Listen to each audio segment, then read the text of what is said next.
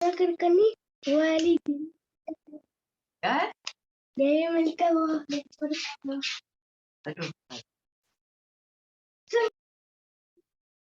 Once again welcome आप सभी का।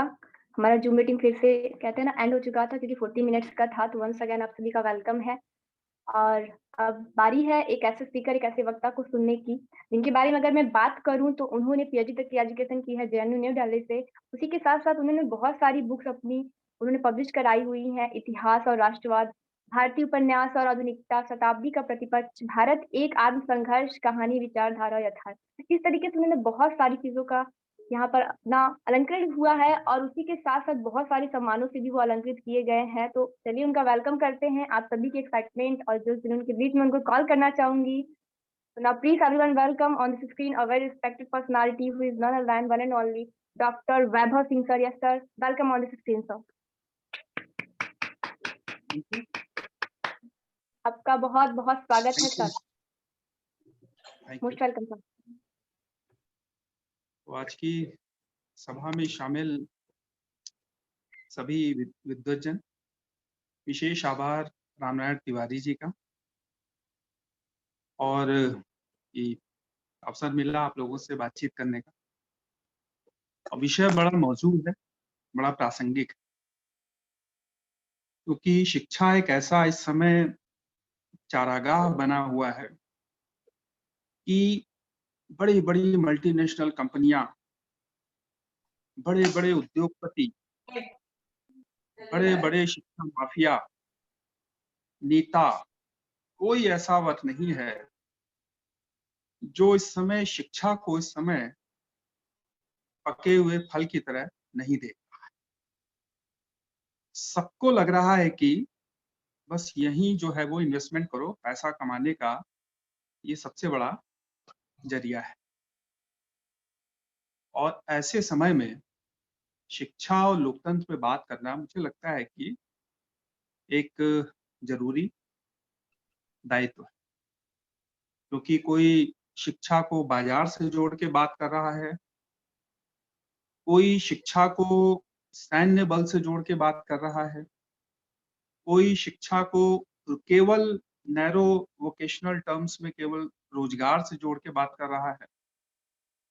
लेकिन शिक्षा को लोकतंत्र से या लोकतांत्रिकता से और लोकतांत्रिक नागरिक के निर्माण से उसको जोड़कर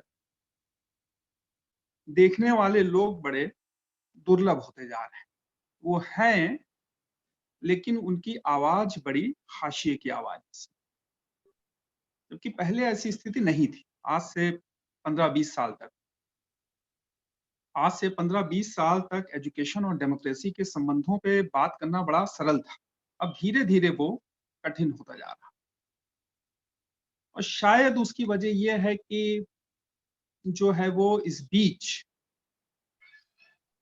कई तरह के ऐसे परिवर्तन समाज में आए हैं जिसमें हर चीज का वस्तुकरण होता है। कोई अब ऐसी चीज नहीं बची है जिसको उसकी गरिमा से वंचित ना किया जा रहा,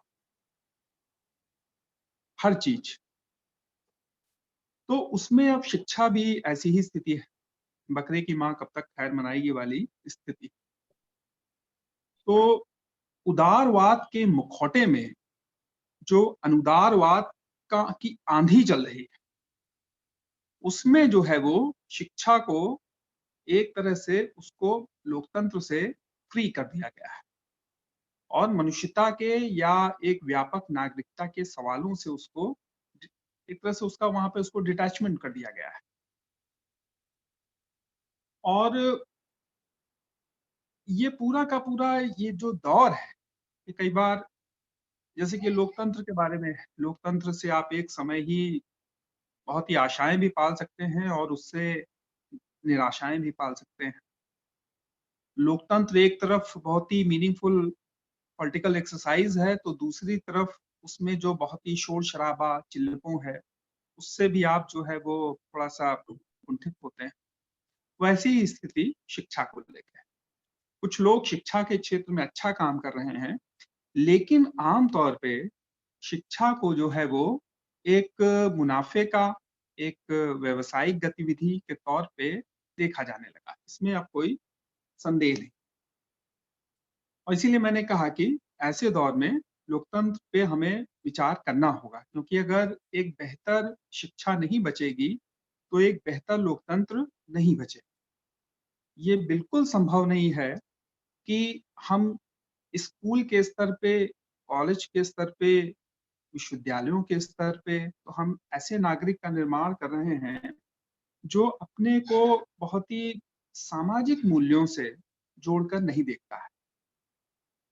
लेकिन हम बाहर चुनाव करवा रहे हैं, बाहर हम तरह-तरह की संसद में बहसें होते देख रहे हैं, विभिन्न प्रकार के ऐसे अपने आप को अपनी ही पीठ ठोक रहे हैं कि हम दुनिया के सबसे बड़ी लार्जेस्ट डेमोक्रेसी हैं। तो वो जो लार्जेस्ट डेमोक्रेसी बननी है, वो जो है वो शिक्षा संस्थानों के भीतर से बननी है। वो ऐसा नहीं हो सकता है कि आप शिक्षा संस्थानों में कुछ और करें और बाहर जो है वो बाहर पॉलिटिकल या राजनीतिक स्तर पे आप कुछ और कर रहे हैं। तो और इसको भी अगर आप इस पूरी की पूरी चीज़ों को अगर आप हिस्टोरिकली देखें, तो आप पाएँगे कि टैगोर ने एक जगह, रवीन्द्रनाथ टैगोर ने एक जगह उन्होंने लिखा भी है। उन्होंने लिखा है कि शिक्षा का कैसी शिक्षा होगी, हमारा शिक्षा दर्शन क्या होगा, ये इस पर निर्भर करता है कि मनुष्य के बारे में हमारा दृष्टिकोण क्या है। जैसे ही जो है वो पिछले 20-30 साल में उदारवाद, तरह-तरह के पूंजीवाद, कमर्शियलाइज़ेशन के कारण जो है वो मनुष्य को एक उपभोक्ता के रूप में देखा जाने लगा। अच्छा, ठीक। मनुष्य को केवल एक स्वार्थी प्राणी जो कि केवल अपने स्वार्थों की पूर्ति के लिए बाजार से एक सुनिश्चित रिश्ता कायम करता है, उस रूप में देखा जाने लगा। तो उसका असर जो है वो शिक्षा पे भी पड़ा। और टैगोर ने ही कहा है कि मध्यकाल में जो है, वो जब बहुत सारे वहाँ की क्रिश्चियनिटी, वहाँ की चर्च, वहाँ के प्रीस्ट, वो सब जब वैराग्य के मूल्यों को जब प्रचार और प्रसार करते थे, तो वैसी ही वो शिक्षा देते थे। यानी कि सारी शिक्षा का उद्देश्य जो है वो वैराग्य के मूल्यों का प्रचार-प्रसार करना था, क्योंकि मनुष्य के बारे में वही दृष्टिकोण था कि मनुष्य जो है वो अनिवार्य तौर पे एक सिंफुल प्राणी है और वो जो है वो इस संसार से अपने आप को बहुत एंगेज नहीं कर सकता है, क्योंकि मृत्यु जो है वो अंतिम सत्य है। लेकिन जब वहाँ पे खुद मनुष्य के बारे में दृष्टिकोण बदला और ये एक वहाँ पे बल्कि एक मुहावरा चल पड़ा कि मनुष्य को जो है वो एक जुते हुए घोड़े की तरह जीवन व्यतीत करना चाहिए। जुते हुए घोड़े की तरह मतलब कि वो लगातार जो है वो काम करने वाला है, कर्मशील प्राणी। मनुष्य एक लगातार इस संसार में इस विभिन्न अपनी आर्थिक, औद्योगिक गतिविधियों में एक संलिप्त एक जीव है, तब जो है वो उसको एक दूसरे तरह की शिक्षा दी गई, जिसमें उसको जो है वो कर्म करने की, ज़्यादा से ज़्यादा जिज्ञासाएँ पालने की, संसार के रहस्यों के लिए धार्मिक पुस्तकों पर निर्भर ना हो करके संसार के रहस्यों को अपनी मेधा, अपनी बुद्धि से सुलझाने के लिए जो है उसने वो विभिन्न प्रकार की उसने कोशिशें जो है वो आरंभ कर दी। और उसका उसका फिर एक लंबी हिस्ट्री है कि कैसे जो है वो शिक्षा जो है वो फिर 19वीं और 20वीं सदी में आकर के उसमें एक क्रांतिकारी उसके शिक्षा दर्शन में एक क्रांतिकारी रूपांतरण हुआ। और वो उस क्रांतिकारी रूपांतरण में ये बात शामिल थी कि शिक्षा जो है वो केवल किसी कुलीन वर्ग, किसी उच्च वर्ग या किसी रिलीजियस क्लास की संपत्ति नहीं है, बल्कि शिक्षा जो है वो एक डेमोक्रेटिक संपत्ति है। वो सबको उसको जो है वो प्राप्त करने का अधिकार है। तो ये जो बड़े परिवर्तन हुए शिक्षा को लेके एक दार्शनिक दृष्टिकोण, शिक्षा दर्शन अपने में स्वयं होता है, लेकिन शिक्षा को लेकर के एक दार्शनिक परिवर्तन हुए और उसमें ये और उसके बाद अगर आप भारत में भी देखें तो चिंतकों की एक लंबी परंपरा है। ब्राज़ील में, अमेरिका में और भारत में, जिसमें लोग लगातार जो है वो शिक्षा दर्शन की बात कर रहे हैं। अब वो अपने-अपने संदर्भों में कर रहे हैं। कोई ऐसा नहीं है कि वो शिक्षा पे उन्होंने कोई जो है वो अंतिम मत प्रदान कर दिया। अब जैसे आप गांधी के ही अगर आप विचारों को पढ़ें तो गांधी अपने शिक्षा दर्शन का निर्माण खास तरह की कॉलोनियलिटी यानी कि औपनिवेशिकता के संदर्भ में कर रहे थे। उनकी जो पूरी की पूरी नई तालीम का जो उनका सिद्धांत है, वो जो उसमें जो उन्होंने इस उनका जो हिंद स्वराज में जो उन्होंने शिक्षा के बारे में कहा है कि शिक्षा जो है वो एक तरह से अपने अनिवार्य कौशल, पारंपरिक कौशल, खेती-बाड़ी के जो हुनर हैं, जो धंधे हैं, उनके ऊपर शिक्षा को हावी नहीं होना चाहिए। ना विदेशी भाषाओं की शिक्षा को उस भारतीय प्राणी के की चेतना पर हावी होना चाहिए। तो वो बात अपने में सही है, लेकिन उसका जो है वो एक खास उसका औपनिवेशिक संदर्भ था, क्योंकि उस समय जो है ज़्यादातर जो है वो अंग्रेजी शिक्षा या विदेशी भाषाओं में शिक्षा जो है वो भारतीयों को एक तरह से क्लर्क बनाने, भारतीयों को गुलाम बनाने, भारतीयों को एक बड़े किसी औपनिवेशिक एजेंडा के अधीन ले आने से वो जुड़ी हुई। तो भारत में जैसे कि इस तरह की कोशिशें हो रही थी, उसी तरह से ब्राज़ील में हम देखते हैं कि वहाँ पे पाउलो फ्रेरा जैसे वहाँ पे दार्शनिक आते हैं, जिन्होंने की उनकी पेडागॉजी ऑफ द ऑप्रेस्ड जो है वो बड़ी चर्चित पुस्तक है, उसका उत्पीड़ितों का शिक्षा शास्त्र करके उसका अनुवाद भी हुआ है। और उत्पीड़ितों के शिक्षा शास्त्र में ही वो जो है वो ये मानते हैं कि शिक्षा का मकसद अंततः क्रिटिकल कॉन्शियसनेस पैदा करना है। बहुत सारे अब प्रोफेसर होते हैं, देश में प्रोफेसरों की कमी नहीं है, और वो जब शिक्षा के महत्व पे जो भाषण देते हैं और वास्तव में जो उनकी क्लासरूम एक्टिविटी होती है उसमें कोई संबंध नहीं होता है। मैंने देखा है, वो सेमिनारों में तो ये बात कह रहे होते हैं कि नहीं, हमें एक श्रेष्ठ अच्छे कॉग्निटिव एबिलिटी से संपन्न नागरिक का निर्माण करना है, लेकिन वो क्लासेस में जो काम करते हैं वो उसके उनके अपने ही जो है वो अ, वक्तव्यों, भाषणों के विपरीत होता है। तो पाउलो फ्रेरा जैसे लोगों ने ही कहा कि अगर आप आलोचनात्मक चेतना, वो सब सर्वोपरि है। शिक्षा का अगर कोई सबसे प्रधान लक्ष्य है तो आलोचनात्मक चेतना है, और ये आलोचनात्मक चेतना ही जो है वो लोकतंत्र से जुड़ी हुई है, क्योंकि लोकतंत्र जो है वो यही बात कहता है कि मनुष्य को जो है वो स्वाधीनता, अपने विवेक को जो है वो प्रैक्टिस करने का अधिकार है। ऐसा नहीं हो सकता है कि आप केवल जो है लोकतंत्र को केवल चुनावी चीज बना दें, या लोकतंत्र को केवल नेताओं के गतिविधियों का एक उस दायरे में समेट दें, जहां पे पक्ष और विपक्ष के नेताओं की गतिविधियों के दायरे में ही केवल लोकतंत्र दिखेगा, लेकिन बाहर समाज में लोकतंत्र नहीं नजर आएगा।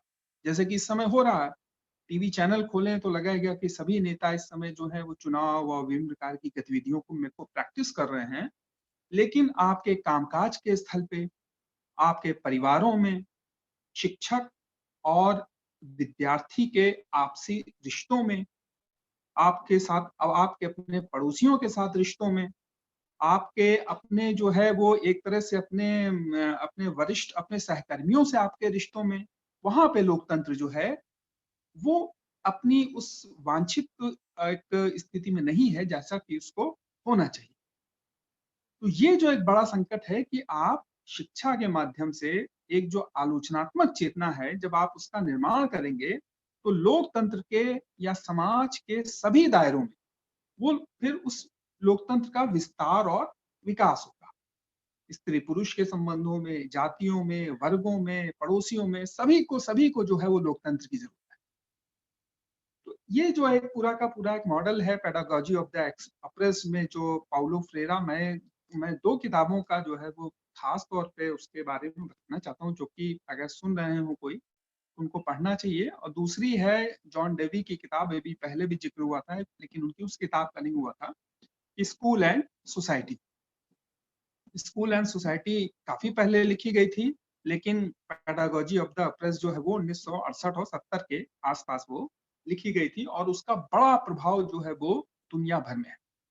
तो बहुत सारी ऐसी किताबें हैं, लेकिन 2 ऐसे दार्शनिक हैं, जॉन डेवी और पाउलो फ्रेरा, जिनको जो है वो हमें शिक्षा दर्शन के बारे में समझने के लिए कि शिक्षा पे कैसे विचार हुआ है, शिक्षा दर्शन होता क्या है, किसी शिक्षा की किसी लोकतांत्रिक समाज में भूमिका क्या होनी चाहिए, इन चीजों पर विचार करने के लिए हमें इनकी पुस्तकों को हमें पढ़ना चाहिए। क्योंकि इन्होंने ही जो है ये कहा है कि कोई विद्यार्थी ऐसा नहीं होता है कि आप कोई उसका आपने ढक्कन खोला, उसका कोई बैंक है वो, उसमें आपने कुछ जो है वो जानकारियां उसमें जो है इन्वेस्ट कर दी। यानी कि वो कोई आपका कोई बैंकिंग मॉडल नहीं है कि आप उसमें जो है वो बस सूचनाएं, जानकारियां, विभिन्न प्रकार के तथ्य ये सब डालते चले जा रहे हैं।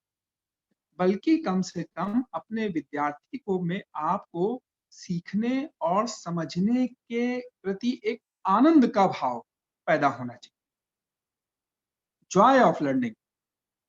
क्रिटिकल कॉन्शियसनेस के साथ साथ उन्होंने ही ये कहा कि एक तरह का एक खुशी मिलनी चाहिए। अगर आपको कुछ सीखते समय दुख हो रहा है, बहुत बहुत पीड़ा हो रही है, आपकी एक नेगेटिव सेल्फ इमेज का निर्माण हो रहा है कि मैं कुछ सीख ही नहीं पा रहा हूँ क्योंकि मेरे अध्यापक ठीक से नहीं पढ़ाते हैं, मेरा करिकुलम ठीक नहीं है, मेरे स्कूल की व्यवस्था ठीक नहीं है, तो फिर जो है वो शिक्षा जो है वो अपना वास्तविक उद्देश्य नहीं प्राप्त कर।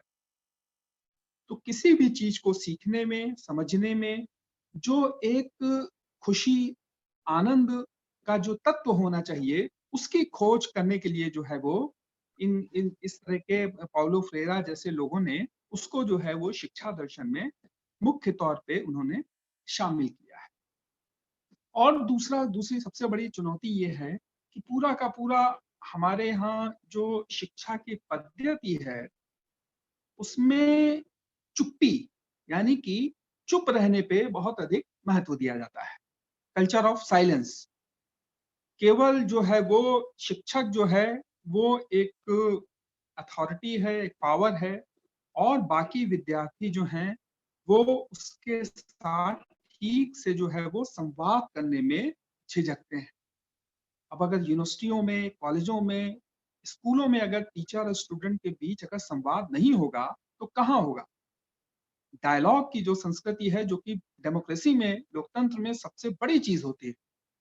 लोकतंत्र हमें बहस करने की आजादी देता है, लोकतंत्र हमें अपने वैचारिक आदान प्रदान की आजादी देता है, लोकतंत्र ही हमें सिखाता है कि कोई इसलिए करेक्ट नहीं है क्योंकि वो हमसे उम्र में बड़ा है या वो हमसे पद में बड़ा है।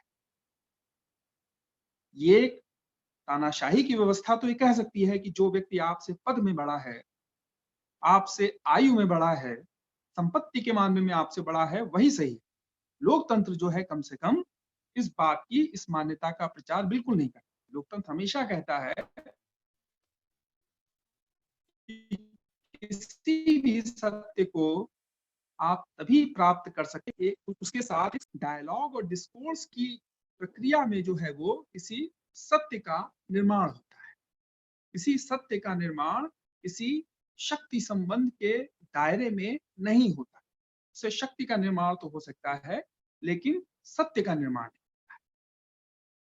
तो अगर आप देखिए संवाद, जिरह, बहस, वैचारिक आदान प्रदान जो कि लोकतंत्र के एक तरह से मुख्य, उसके निर्णायक तत्व हैं, वो कहाँ सीखेगा विद्यार्थी?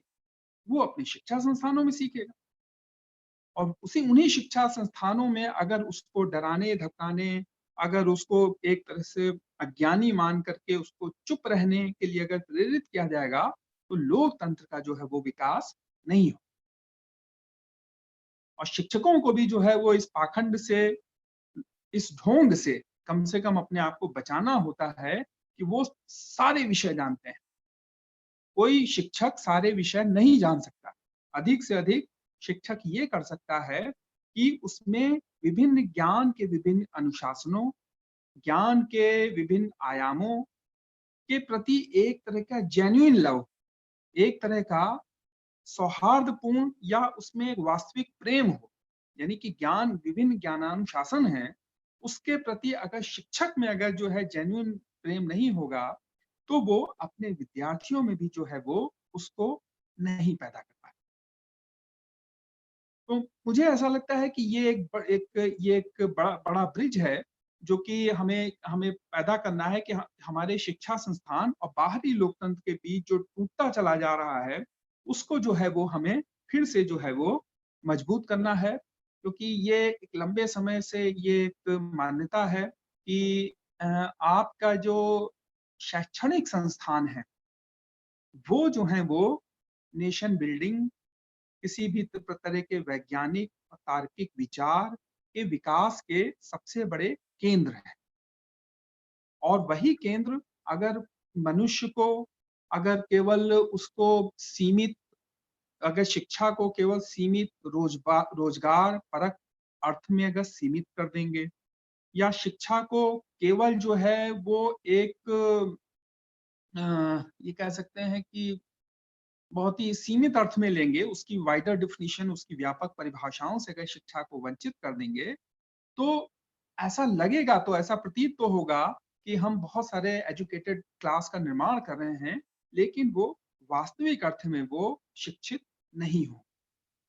तो एक बड़ा वर्ग एक हमें पैदा कर देना जो कि क्रिटिकल कॉन्शियसनेस से वंचित है, जो कि अपने बड़े संस्थानों, जो कि बड़े एक तरह से बाहर के जो एक बाहर के लिए वर्कफोर्स केवल बन जाए, कि हम शिक्षा संस्थानों के जरिए केवल, अभी कुछ समय पहले लेबर कॉलोनी की बात कर रहे थे एक बड़े किसान नेता, कि शिक्षा संस्थान ही जो है वो एक ग्लोबल लेबर कॉलोनी का निर्माण करने में अपनी भूमिका अदा करने लगे, तो जो है वो मुझे ऐसा लगता है कि वो राष्ट्र कभी प्रगति नहीं कर पाएगा, क्योंकि उसमें जो है वो एक अजीब तरह की मायूसी होगी, एक अजीब तरह की निराशा होगी, और नागरिकों के बीच जो संबंध होंगे वो स्वस्थ नहीं होंगे, और नागरिकों के बीच फूट, कलह, विभिन्न प्रकार के सांप्रदायिक विभाजन जो हमें दिख रहे हैं, जातिगत विभाजन जो दिख रहे हैं, स्त्रियों के प्रति जो एक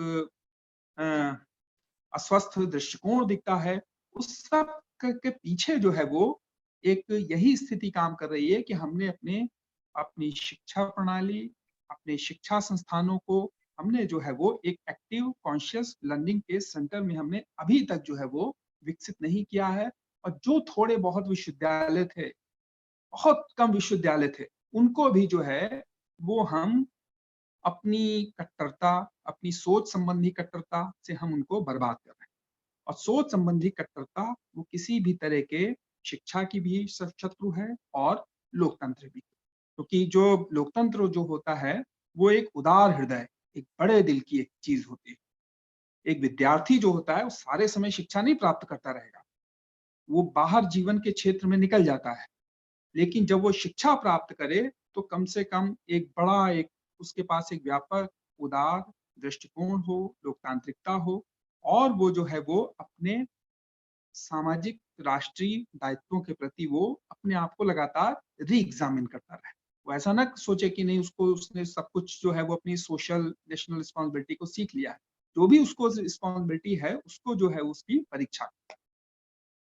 तो कुछ बाकी बातें हम फिर से करेंगे, बातें बहुत होती करने की, बहुत बहुत आपका शुक्रिया,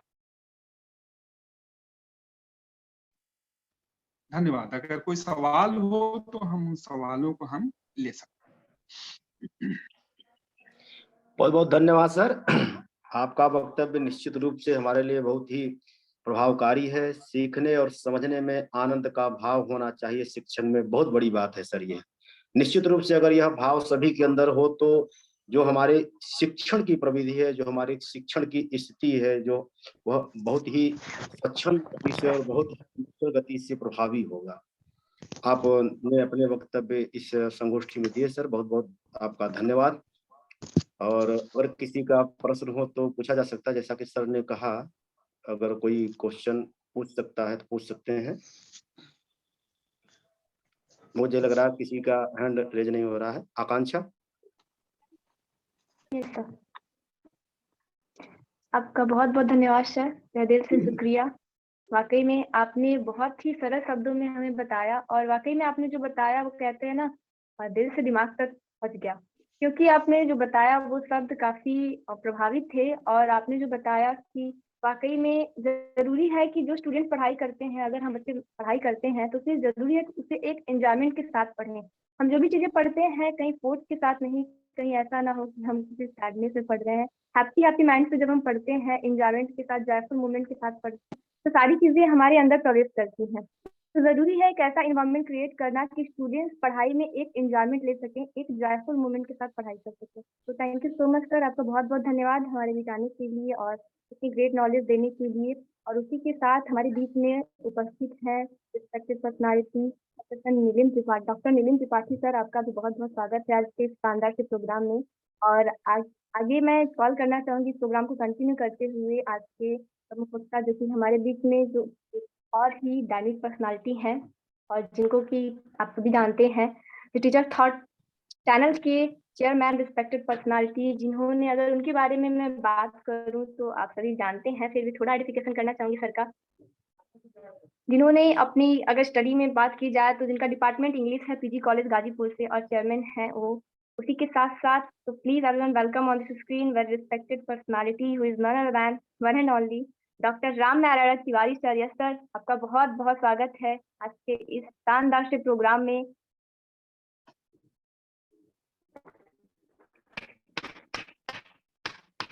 सर प्रथम तो आपका बहुत स्वागत। सर आपका माइक ऑफ हो गया।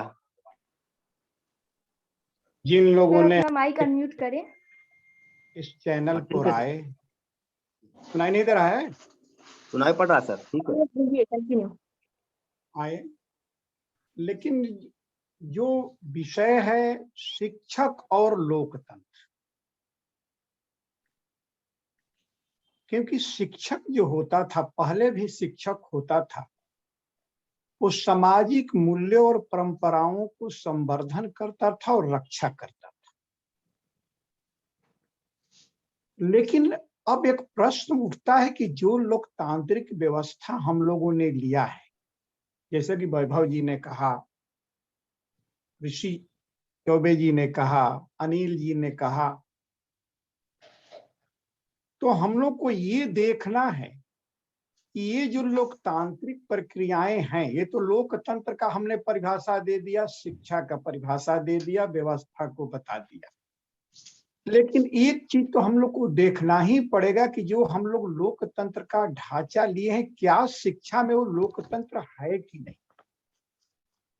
और इसमें दोष किसका है। क्योंकि गौरव जी, वैभव जी ने बड़ा बढ़िया कहा कि क्रिटिकल अवेयरनेस होनी चाहिए, और एक शिक्षित आदमी का यह पहचान भी है कि उसमें असहमति का साहस और सहमति का विवेक हो।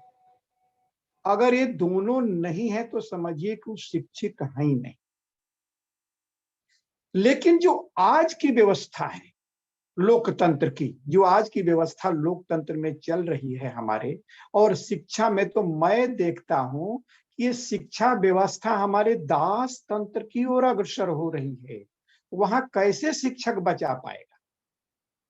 जैसे वैभव जी ने हिंट में कहा कि जो शिक्षक, जो शिक्षा है कट्टरपंथ जो सत्ता जो है अपने कट्टरपंथी को, अपने कट्टरपंथ को हमारे ऊपर इम्पोज कर रही है। इम्पोज नहीं, वो तो कर चुकी है, हम लोग उसके दास बन गए हैं। मान लीजिए कि जैसे दिल्ली में है, बंबई में है, वहां तो लोग बचे हैं, लेकिन जो गांव में वित्त विहीन स्कूल खुले हैं, चाहे वो इंटर कॉलेज हो, चाहे डिग्री कॉलेज हो, चाहे प्राइमरी स्कूल हो, क्या यहाँ लोकतंत्र का हमको लगता है कि एक बूंद भी दिखाई देता है क्या? अच्छा, शिक्षा की जो भी पॉलिसी ऊपर से आजकल बनाई जाती है तो शिक्षकों को भय पैदा किया जा रहा है। सबसे बढ़िया तो बात कि शिक्षकों को भय पैदा किया जा रहा है, क्योंकि राज सत्ता आपकी राक्षसी प्रवृत्ति की ओर बढ़ रही है। राक्षस कोई ऐसा जीव नहीं था कि सबको मारता ही काटता था। राक्षस के तो सबसे बड़ी प्रवृत्तियां थी, चाहे रावण को हम लोग इसीलिए दोषी कहते हैं कि वो ऋषियों के खून को लेता था। आज जो पॉलिसी बन रही है, आप न्यू पॉलिसी को भी देख लीजिए, वो बनी है क्या शिक्षक के खाने पीने का इंतजाम है। आपको कहीं नहीं मिलेगा कि उसकी पेमेंट कैसे किया जाएगा, उसके सैलरी क्या कहा जाएगा। तो ये कौन से लोकतंत्र हमारे पास दिया जा रहा है। ये लोकतंत्र जो चलता है, विषय चूंकि लड़की ने ऐसा प्रतिपादित कर दी कि लोग डिविएट हो गए। द्विवेदी जी ने ऐसा दे दिया हथियार, उसको चलाने के लिए हथियार में पूर्ण थी ही नहीं, क्योंकि सेमिनार में उतरना चाहिए। सेमिनार एक युद्ध रणभूमि है और रणभूमि में आदमी को मज कर उतरना चाहिए। विषय आपको हम लोगों का है शिक्षक और लोकतंत्र का पहला है, हम शासन करना चाहते हैं उसका आदेश लें। लोकतंत्र का यही परिभाषा हो सकता है कि जिसको शासन करता है उसका आदेश लें, लेकिन आदेश प्राप्त करने के बाद काम करते समय ध्यान रखें कि जितने कमजोर वर्ग है उसको रक्षा करें। फिर हमारा दायित्व है कि उनकी राइट्स को बचाएं जो हमारे संसार में क्रिएटिविटी का काम करते हो, चिंतन का काम करते हो। कि श्री कृष्ण भी कहते हैं महाभारत में, भीष्म भी कहते हैं कि जब कोई सत्ता अपने बुद्धिजीवों और चिंतनशील व्यक्तियों की अवहेलना करती है तो समझिए कि उस राष्ट्र सत्ता का विनाश आ चुका है। भारतवर्ष में, यद्यपि इसको मैं नहीं नकार रहा हूं कि हमारे शिक्षकों का दोष नहीं है, क्योंकि शिक्षक भी अब तो प्रचारक बन गए। प्रचारक बनने उनकी व्यवस्था है, अगर प्रचारक नहीं बनेंगे तो उनका प्रमोशन रुक जाएगा, उनकी नियुक्ति रुक जाएगी। तो सरकार ने तो इनको चंगुल में ले लिया है। समझिए कि शिक्षक का दूसरा रूप एक नौकर के रूप में आया है। वो गरिमा खत्म हो गई है कि आपके सामने राज मुकुट झुक सकता था, अब तो आप राज के चरण धूल में दौड़ने के लिए बाध्य हो गए हैं। क्योंकि अभी यूपी में चुनाव हो रहा है, डिग्री कॉलेज के टीचरों को भी पंचायती चुनाव में पीठासीन अधिकारी बना दिया गया था। अब बताइए कि एक रीडर के स्केल में जो टीचर जाता है क्या वो डीएम से कमजोर है? लेकिन बनाया गया क्योंकि वहां राज सत्ता को ऊपर दिखाया गया, शिक्षा विभाग को कम दिखाया गया। जबकि हम लोग भारत में, हमको यही पढ़ाया गया है कि शिक्षा जो हमारी है ऋषि सत्ता है, और ऋषि सत्ता को हमने कितना कमजोर कर दिया और सत्ता को हावी कर दिया। उस दिन मैं बोला था, यही कहा था कि एक शिक्षा में शिक्षकों को एक क्रमिक क्राइम शिक्षकों को के प्रति किया जा रहा है। क्योंकि जिस शिक्षक को, मान लीजिए कि जो शिक्षक वेल पेड है वो तो बेचारे अपना काम चला ले रहे हैं, लेकिन जो शिक्षक शोभित पोषित में है आज भी 8,000 नहीं। उसी तरह जहाँ शिक्षक है, वहां शिक्षक है वहां न शिक्षा है, न स्वाभिमान है, न संवेदना है, न क्रिएशन है, न तर्क क्षमता है। यहां तक कि अब हमारे पास वैचारिक पराक्रम भी नहीं है। कभी काल प्रबंधक कह देते हैं कि अनुशासन मेंटेन आप लोग कीजिए। अनुशासन का मतलब कि न लड़के को बोलने दो, न छात्र को बोलने दो और न शिक्षक को बोलने दो।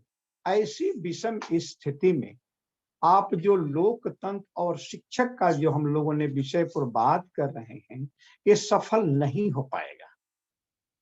क्योंकि आपके यहाँ लोकतंत्र रियली पूछे तो है नहीं। लोकतंत्र आपका मात्र चुनाव तक है, लेकिन एक नेता लोकतांत्रिक नहीं है।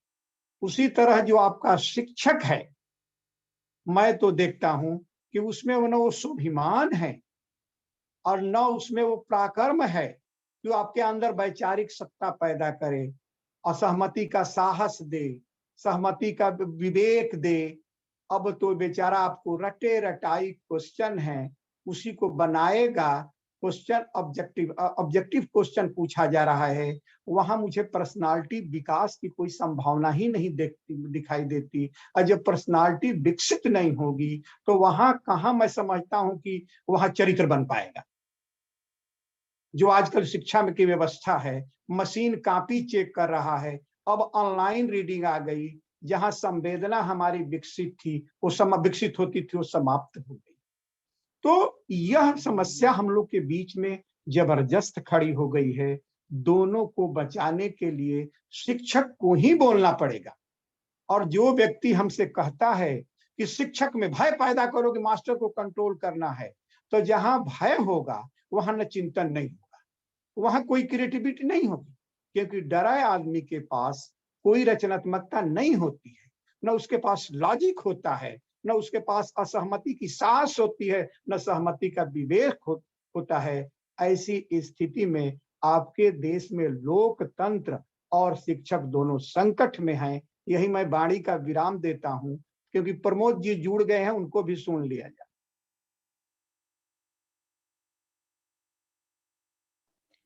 बहुत बहुत धन्यवाद सर।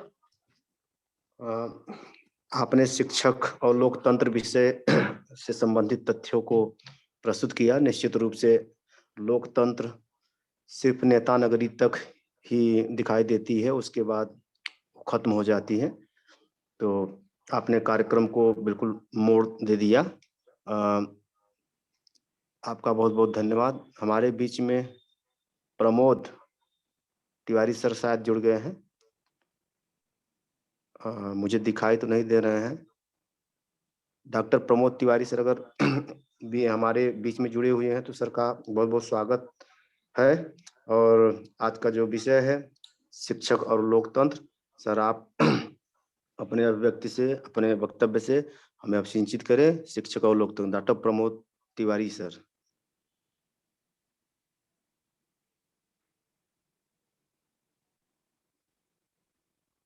शायद डॉक्टर दिखाई दिए थे महाराज?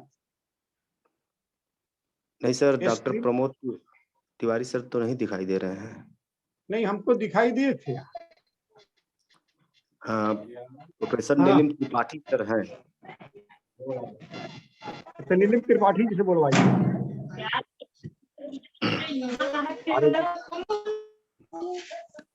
कृपया अपना माइक बंद कर लें।